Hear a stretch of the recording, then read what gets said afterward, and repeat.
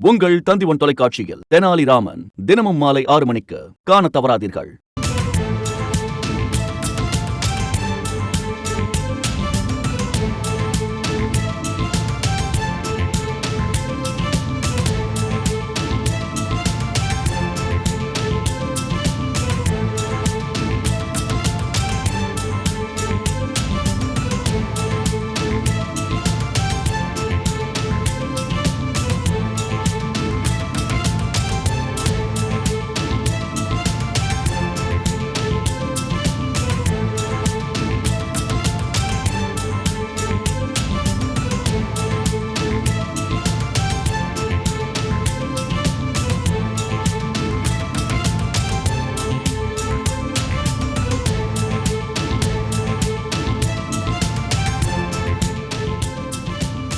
பாஜக மூத்த தலைவர் ராஜாவிற்கு விதிக்கப்பட்ட சிறை தண்டனை நிறுத்தி வைக்கப்பட்டிருக்கிறது.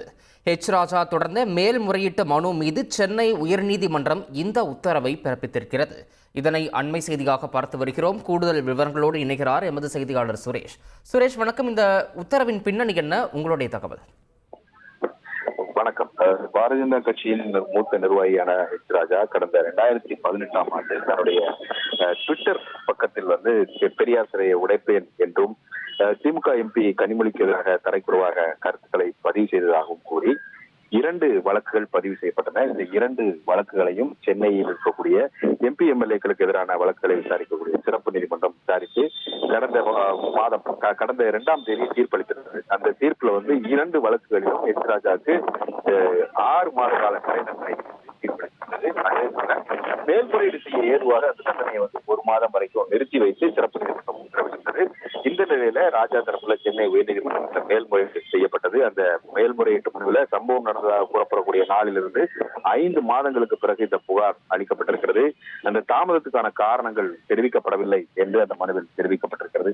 3ஆம் நபர் அளித்த புகாரின் அடிப்படையில் பதிவு செய்யப்பட்ட வழக்குல நேரடியான சாட்சியங்களோ ஆதாரங்களோ இல்லாத நிலையில விசாரணை நீதிமன்றம் தண்டனை விதித்தது சட்டவிரோதமானது, அதனால தீர்ப்பை ரத்து செய்ய வேண்டும் என்று அந்த மனுவில் அவர் கேட்டிருந்தார். அது மட்டுமல்லாமல் அந்த மேல்முறையீட்டு வழக்கு முடியும் வரைக்கும் தனக்கு விதிக்கப்பட்ட தண்டனையை நிறுத்தி வைக்க வேண்டும் என்ற ஒரு கோரிக்கையும் அந்த மனுவில் ராஜா தரப்பில் முன்வைக்கப்பட்டிருந்தது.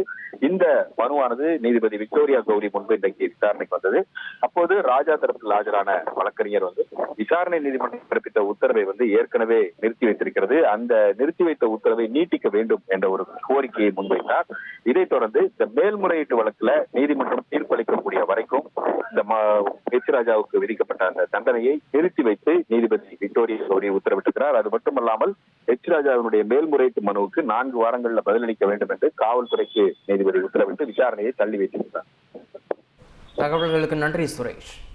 உங்கள் தந்திவன் தொலைக்காட்சியில் தெனாலிராமன் தினமும் மாலை 6 மணிக்கு காணத் தவறாதீர்கள்.